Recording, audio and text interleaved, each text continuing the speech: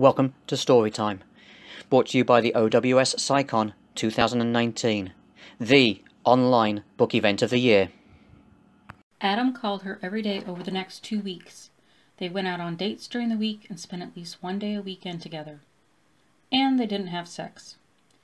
Prior to Adam, Dinah would have never characterized herself as sex-starved. She never would have characterized herself as sex anything if she were completely honest. She'd had boyfriends, mostly several years older, since she used to relate better to older men who appreciated a woman with a brain. She kept a box of condoms under her bed. The box was open, and several condoms were missing. But sex was never something she thought about very often. After Adam, she thought about sex constantly. His desire to take things slow, to woo her, or whatever crackpot idea in his mind, while lovely, drove her mad. The rom-com movie they'd gone to, she barely focused. The scent of his aftershave mingled with the buttery popcorn smell almost made her hyperventilate. The night they'd gone to a karaoke bar, it was a damn good thing the words of the song played in front of her, because his arm wrapped around her sent tingles up and down her spine, and if not for the teleprompter, she wouldn't have remembered a single word. She couldn't recollect the taste of any of the food they'd eaten, since the only taste she could recall was his mouth and his skin. And today, they were going ice skating. She'd be lucky if the heat of her desire for him didn't melt the ice beneath her feet and send her plunging into the frigid waters. At least she'd finally be able to cool off. Her apartment buzzer sounded, and she grabbed her skates and skipped down the stairs to meet Adam. She would jump him after skating and convince him they needed to have sex. Today. Still thinking about all the ways she would convince Adam to have sex with her, she didn't see him on her wide front porch until she was on top of him. He grabbed her by the elbows, ostensibly to keep them both from toppling. It was the perfect opportunity to press herself against him and kiss his lips. "Whoa there," he said against her mouth. "In a hurry?" "To have sex with you." "I didn't want to keep you waiting." I wonder what sex on the porch would be like. He nipped her lower lip, and she melted against him, dropping her skates and wrapping her arms around his neck. He groaned and pulled away. "Come on, the ice awaits." Definitely going to melt through it. With a sigh, she picked up her skates and followed him into the car. "I thought men in an arena would be a better option," he said as he pulled out into traffic. "I never fully trust the lake is frozen, no matter how many people skate on it." Well, at least she wouldn't drown when she melted the ice. Once they parked and paid for ice time, they sat on the bench and laced their skates. Adam took her hand in his, and they both stepped onto the ice. Pushing off with her left foot, she dropped his hand as she adjusted to the ice. Adam was a strong skater, and graceful too.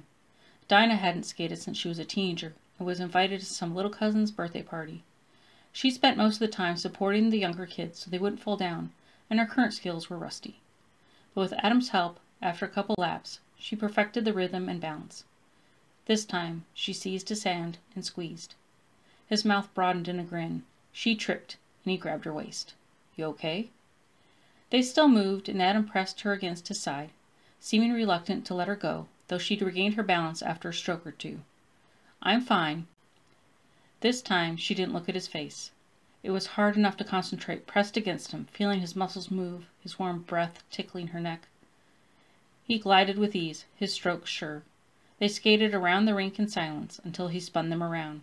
She caught her breath and gasped as the lights in the rink twinkled and his warm body enveloped her. Closing her eyes at the dizzying sensation, she let him spin them across the ice until finally he stopped in the center. She opened her eyes to see him staring. "Like it?" he asked. She nodded and took his hand as he moved. "Where'd you learn to skate?" His stride faltered, but he righted himself. If she wasn't close to him, she probably wouldn't have noticed his misstep. He stared across the rink. "My mother taught me." "Must have been nice." He shrugged. "Did you two skate together often?"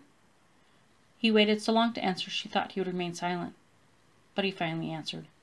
"She took me skating every Saturday. Afterward we go out for fresh donuts at this local bakery. It's no longer there." Then neither or she remained unspoken, but Dinah heard it loud and clear.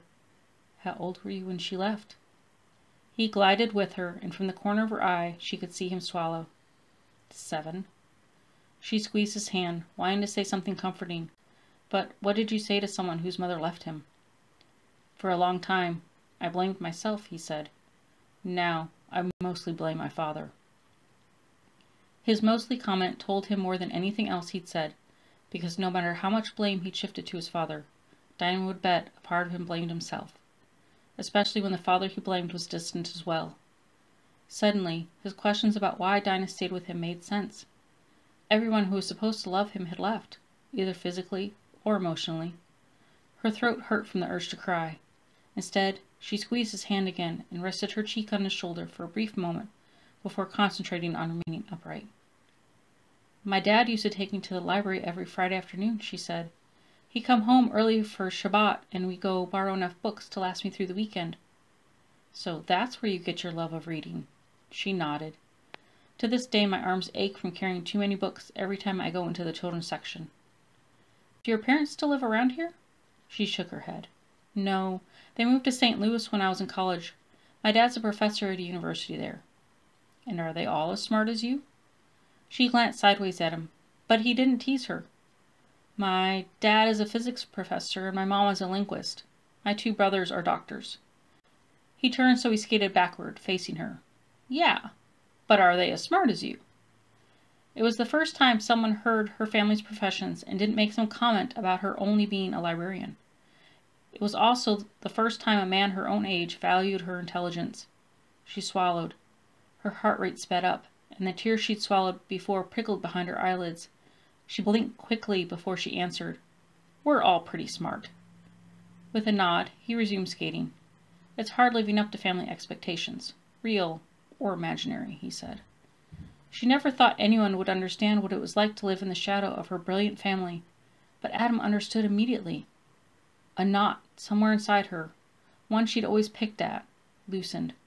This man, this amazing, complicated man. "I'm thirsty," Adam said. "Want to stop for a drink?" It took her a few seconds to process what he said, and by the time she did, they reached the exit. They hobbled over to the refreshment stand, where Adam ordered 2 hot chocolates and 2 bottled waters. Finding an empty table in the back, they sat and people-watched. Or rather, Adam people-watched. Dinah, Adam watched. His innate understanding of her and his demonstration of vulnerability made him more attractive. He gulped most of the water in the water bottle. His throat worked, and the light shone on his skin. His hand wrapped around the bottle, the same hand that cupped her jaw when he kissed her, or her neck when he drew her close. His lips pursed around the mouth of the bottle, water moistening them, and she licked her own lips with desire. He returned the bottle to the table, and the clap of it against the formica made her jump. She drank her own water, slaking her physical thirst, but leaving her sexual desire unfulfilled. Steam rose from her hot chocolate and wisped. She didn't need anything to make her hotter. "Not a fan?" Adam asked. He nodded towards her cup. "Oh, it's a little hot. I'm letting it cool a little. And me." This story time was read by Nikki, Hyson, and brought to you in conjunction with the OWSCyCon 2019. OWSCyCon runs from May 17th through May 19th. You can find us at OWSCyCon.OurRightSide.com. Again, OWSCyCon.OurRightSide.com. We have events happening across all genres. If you are a reader, you cannot afford to miss this event. You never know. You may just find your next best read.